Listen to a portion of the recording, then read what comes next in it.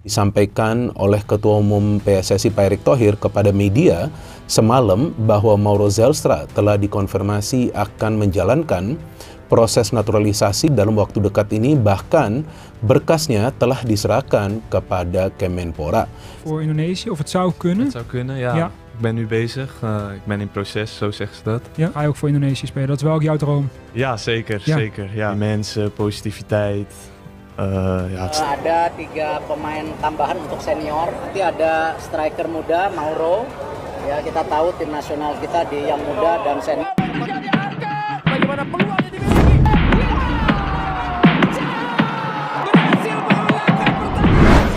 Rabu malam Kamis kemarin bukan sekadar menjadi hari di kalender, tapi malam penuh pelajaran bagi Garuda Pertiwi. Di tengah sorotan yang mulai mengarah ke sepak bola putri Indonesia, kekalahan 2-0 dari Pakistan datang seperti petir di malam yang tenang. Tak banyak yang menyangka. Tapi kenyataannya, hasil itu menjadi kenyataan pahit yang harus ditelan, sekaligus menjadi pengingat bahwa jalan menuju panggung besar seperti Piala Asia masih panjang, terjal, dan tak bisa dilalui hanya dengan semangat saja. Tanpa perlu saling tunjuk jari, satu hal yang pasti, tim ini masih tumbuh. Usia yang masih muda, pengalaman internasional yang belum seberapa, dan absennya kompetisi domestik yang berkelanjutan menjadi bagian dari teka-teki besar yang belum bisa disusun sempurna. Evaluasi? Tentu wajib, terutama soal Liga Putri yang kabarnya kembali mundur hingga 2027. Realitas ini memang pahit, tapi harus dihadapi. Dan ketika akar masalah mulai terlihat, langkah akselerasi pun jadi opsi tak terelakkan. 3 nama diaspora disebut-sebut akan segera bergabung, termasuk Mauro Zelstra, bomber milik Volam yang kini sedang dipercepat proses naturalisasinya. Entah untuk kebutuhan timnas U23 dalam kualifikasi Piala Asia nanti, atau langsung untuk skuad senior, yang jelas gerak cepat menjadi keharusan. Di sisi lain, harapan datang dari tempat yang tak disangka. Piala Presiden 2025 yang tampil dengan format baru dan hadiah menggiurkan mulai menyita perhatian dunia. Media sekelas BBC menyebutnya sebagai turnamen unik dan ambisius, apalagi dengan kehadiran Oxford United yang ikut meramaikan atmosfer. Ford FC dari Thailand juga sudah resmi bergabung. Dan kabarnya ada 5 negara lain yang siap mendaftar, 2 diantaranya dari kawasan Asia Tenggara. Jelas, Indonesia sedang membangun narasi baru tentang kebangkitan, tentang perubahan, tentang keberanian untuk bermimpi lebih besar, baik di timnas putri maupun di panggung sepak bola nasional secara keseluruhan. Lantas menarik untuk disimak, dan inilah 4 nama pemain baru fix yang dikebut. Mauro Zelstra rampung, media dunia soroti Piala Presiden yang istimewa. Ketua Umum PSSI Pak Erick Thohir kepada media semalam bahwa Mauro Zelstra telah dikonfirmasi akan menjalankan proses naturalisasi dalam waktu dekat ini, bahkan berkasnya telah diserahkan kepada Kemenpora. Selain Mauro, ada 3 pemain putri yang nanti akan menjadi bagian dari tim nasional Indonesia Putri.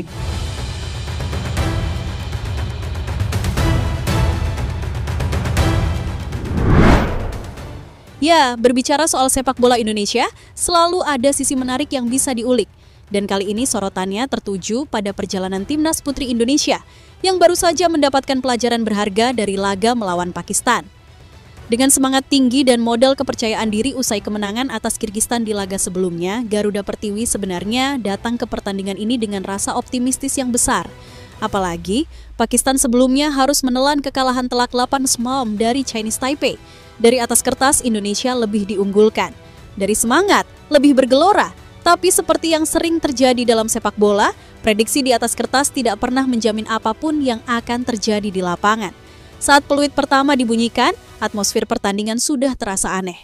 Alih-alih bermain agresif dan percaya diri, para pemain Indonesia justru terlihat gugup. Sentuhan pertama banyak yang salah, tempo permainan tidak stabil, dan koordinasi antar lini goyah. Tekanan seperti menelan mereka secara perlahan.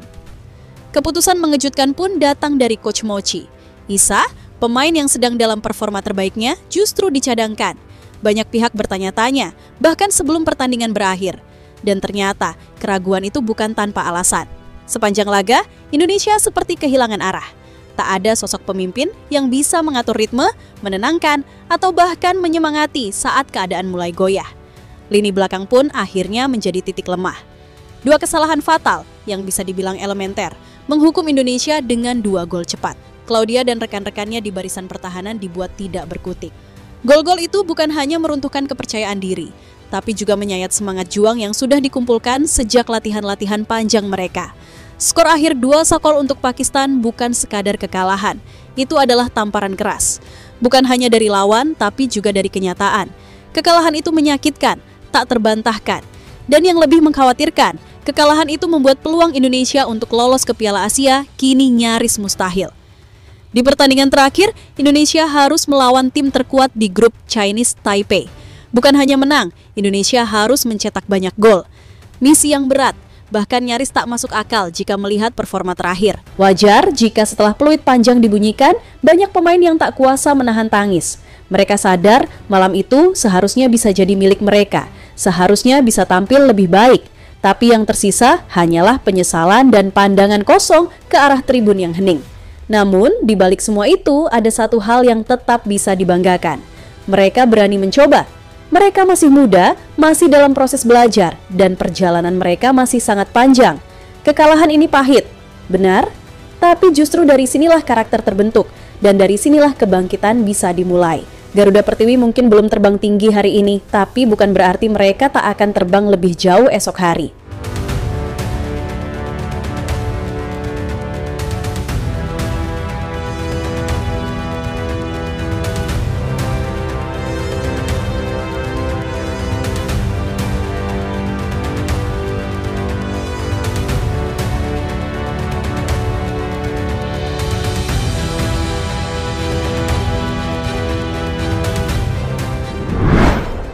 Ya, sementara badai kekalahan membungkus malam Garuda Pertiwi, satu cahaya kecil tetap menyala. Ia tak bersinar paling terang, tapi ia tak pernah padam. Namanya Felicia Dio.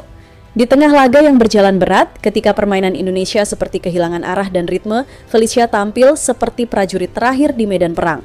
Maaf-maaf saja, tapi gelandang muda milik Ado dan Haq ini seperti bertarung sendirian di lini tengah, menantang gelombang serangan Pakistan yang datang bertubi-tubi, tak kenal lelah, tak memberi ruang. Dengan keringat yang membasahi jersey merahnya dan napas yang mulai tersengal, Felicia tak pernah berhenti. Ia terus mengalirkan bola, memotong umpan, menutup ruang, bahkan menciptakan peluang dengan visi yang begitu matang untuk usianya yang masih sangat muda. Satu momen krusial terjadi di menit ke-34. Tendangan kerasnya dari luar kotak penalti nyaris membobol gawang Pakistan. Bola melesat deras, akurat, tapi sayang, hanya beberapa inci melebar. Namun, itu cukup untuk mengirimkan pesan, Felicia belum menyerah dan dia tidak akan menyerah. Layaknya maestro yang kehilangan orkestranya, Felicia terus memainkan nadanya sendiri, mencoba menyatukan permainan yang tercerai-berai, memberi arah saat arah itu tak lagi jelas. Kedua kakinya seimbang, gerakannya halus namun tajam, umpannya akurat namun tak selalu berujung gol karena rekan-rekannya gagal menyambut pesan yang ia kirim lewat bola. Malam itu, tanpa mengecilkan kerja keras pemain lain, Felicia adalah mercusuar di tengah kabut. Tapi cahayanya tak cukup untuk menerangi jalan menuju kemenangan. Ya, Indonesia memang dominan dalam penguasaan, tapi peluang demi peluang yang hadir seolah mental entah kemana. Dan saat lini belakang goyah oleh dua kesalahan elementer, Felicia tetap berdiri, mencoba menyulam kembali harapan yang robek. Usai pertandingan, ia berbicara dengan tenang, namun wajahnya tak bisa menyembunyikan kekecewaan. Kami kurang sabar, kurang akurat, ucapnya, mata tajam menatap kosong. Kalimat yang sederhana tapi datang dari hati yang benar-benar memahami apa yang terjadi di lapangan. Felicia Dio mungkin adalah tulang punggung di lini tengah, tapi ia juga hanya manusia. Ia butuh tandem, seseorang yang bisa membagi beban, mengisi ruang dan melanjutkan perjuangan bersamanya. Karena sekuat apapun satu pemain bertarung, sepak bola tetaplah permainan kolektif. Dan untuk Coach Mochi, semoga ini bisa menjadi cermin. Bahwa di balik semua strategi, ada keputusan-keputusan krusial yang bisa mengubah arah pertandingan. Menepikan pemain kunci, mengandalkan formasi yang tak berjalan, semua itu jadi bahan evaluasi penting, bukan untuk disesali, tapi untuk diperbaiki. Sebab, seperti Felicia, kita semua ingin melihat Garuda Pertiwi benar-benar terbang. Bukan hanya berjuang keras, tapi juga menang. Dalam irama yang selaras, dalam semangat yang tak pernah padam.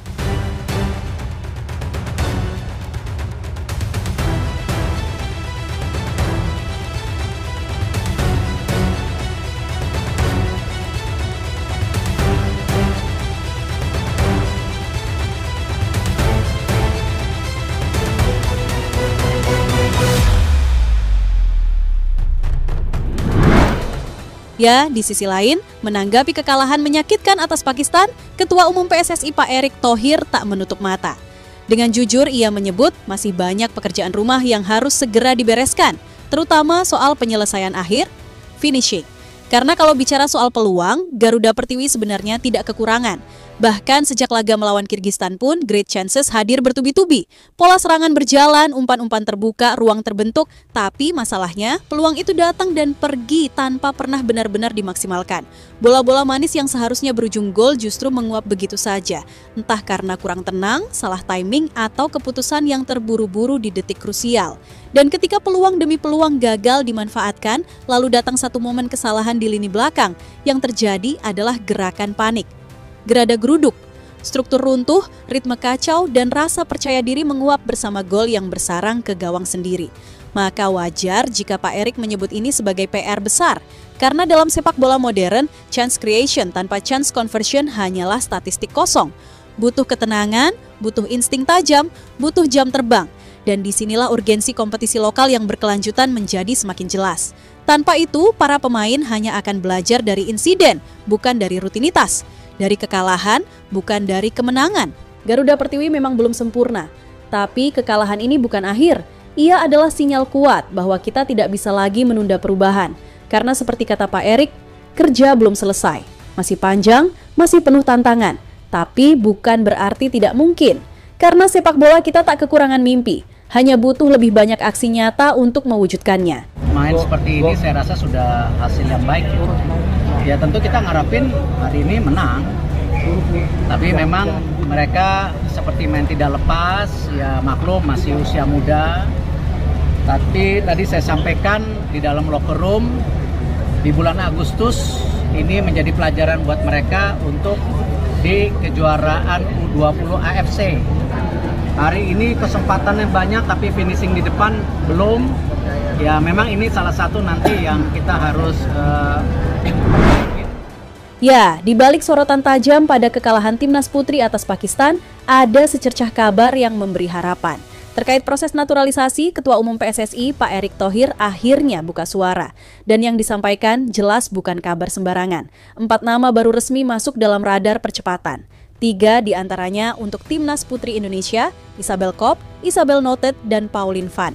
3 talenta diaspora yang bukan hanya punya darah Indonesia, tapi juga hati yang sudah terpaut dengan merah putih. Menariknya, ketiganya turut hadir langsung di stadion saat Garuda Pertiwi melawan Pakistan. Dan mereka pun tak kuasa menyembunyikan kekecewaan atas hasil laga tersebut. Reaksi mereka tulus, bukan sebagai penonton biasa, tapi sebagai calon penggawa yang siap berdiri bersama tim ini di masa depan. Pak Erick menegaskan bahwa proses naturalisasi ketiganya akan segera dikebut.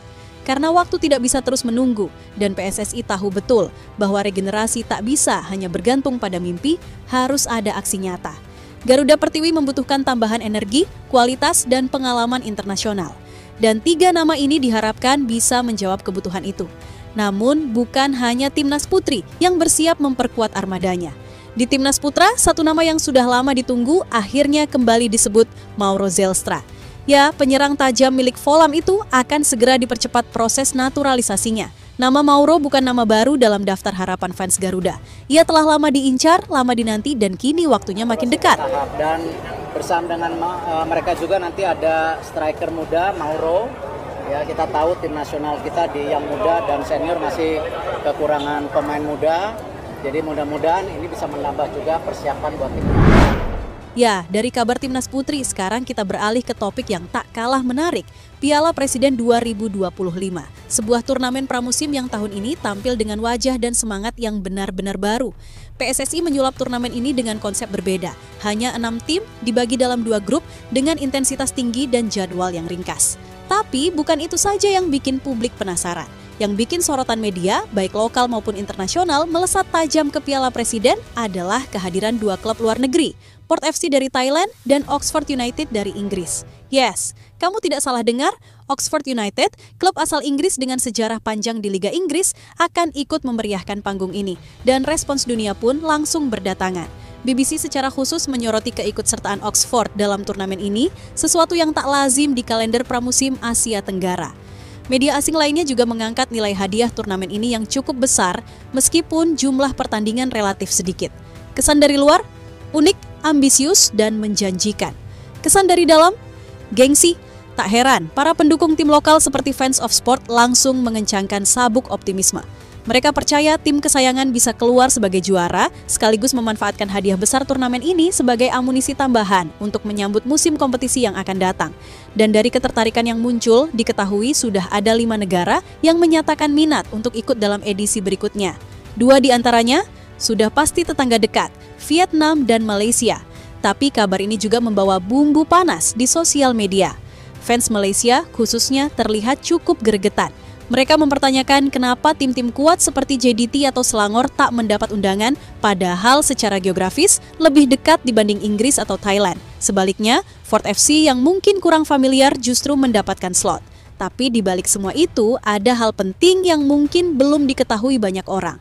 Port FC tidak datang begitu saja. Mereka datang bukan hanya lewat surat resmi, tapi lewat undangan istimewa, hasil dari jejaring personal dan diplomasi sepak bola yang dibangun Pak Erick Thohir bersama Nual Panlamsam atau akrab disapa Madam Pang, pemilik Port FC sekaligus Ketua Federasi Sepak Bola Thailand. Beliau sangat senang bisa berpartisipasi dalam pengembangan sepak bola Indonesia, ungkap Pak Erick dikutip dari bola.net. Dan bukan hanya itu, kehadiran Asnawi Mangku Alam, bintang timnas Indonesia yang kini membela Port FC, juga memberi magnet tersendiri. Turnamen ini bukan sekadar ajang uji coba, tapi juga simbol koneksi, kehormatan, dan visi bersama membangun masa depan sepak bola Asia Tenggara. Jadi, kalau tahun ini Malaysia belum masuk, mungkin tahun depan mereka akan dapat panggungnya sendiri. Karena Piala Presiden bukan hanya tentang siapa yang datang, tapi tentang siapa yang siap melangkah bersama dengan cara yang benar.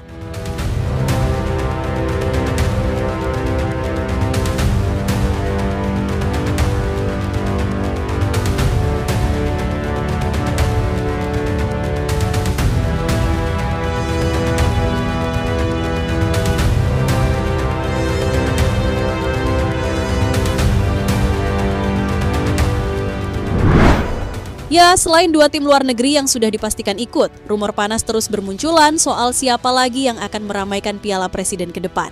Dan kabar terbarunya ada nama besar dari Major League Soccer, MLS, FC Dallas. Yap, klub asal Amerika Serikat yang diperkuat oleh kiper muda potensial Maarten Paes dikabarkan tengah melirik turnamen ini.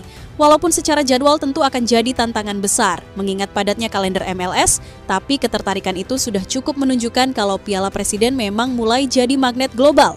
Dan rumor tak berhenti di situ. Dari Eropa, Italia jadi wilayah berikutnya yang potensial. Dengan nama besar Erick Thohir yang pernah menjadi pemilik Inter Milan dan masih aktif berjejaring di sepak bola Italia, peluang menghadirkan klub dari negeri pizza terbuka lebar.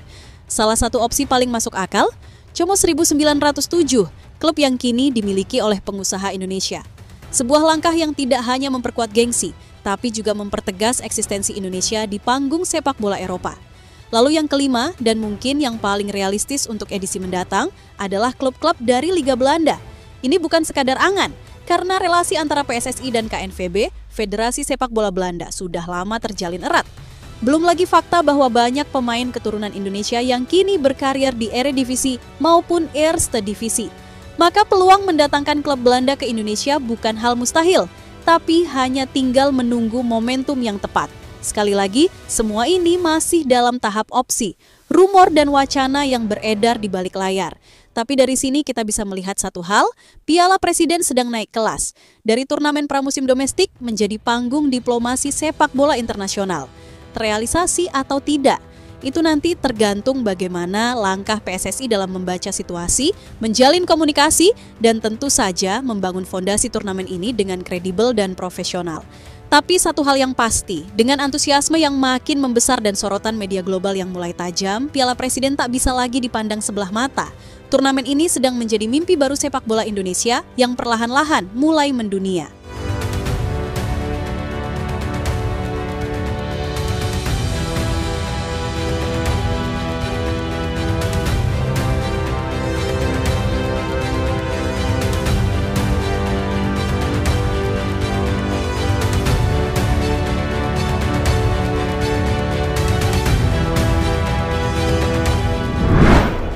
Ya, dari semua itu, itulah dia 4 nama pemain baru yang resmi masuk dalam daftar percepatan. Proses naturalisasi pun langsung dikebut. 3 untuk timnas putri, Isabel Kopp, Isabel Notet, dan Pauline Van, serta 1 untuk timnas putra yang sudah lama dinanti, Mauro Zylstra, yang kabarnya kini tinggal selangkah lagi rampung. Sementara itu, dari arena domestik, sorotan dunia kini tertuju ke Indonesia. Piala Presiden 2025 tak lagi sekadar turnamen pramusim biasa. Format yang unik, hadiah fantastis, dan kehadiran klub-klub luar negeri seperti Oxford United dan Port FC membuat turnamen ini dipandang sebagai langkah visioner yang mencuri perhatian. Media besar seperti BBC bahkan memberi tempat khusus, menyebut Piala Presiden sebagai turnamen eksperimental dengan potensi global. Dan ketika dunia mulai melirik, artinya Indonesia sedang melakukan sesuatu yang benar. 4 pemain baru, turnamen yang mulai diperhitungkan dunia. Semua ini adalah potongan dari mozaik besar, kebangkitan sepak bola Indonesia. Langkah-langkah besar memang tak selalu datang dalam sorakan. Kadang ia hadir diam-diam, tapi dampaknya menggema jauh ke depan. Dan kini, saatnya kita percaya bahwa Garuda sedang bersiap terbang lebih tinggi di panggung Asia, bahkan dunia.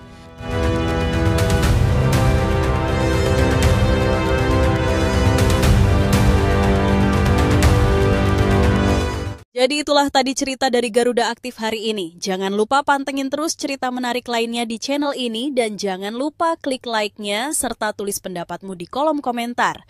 Dukung terus Timnas Indonesia karena masih banyak cerita menarik lainnya yang akan kami persembahkan untuk kalian semua. Tetap semangat!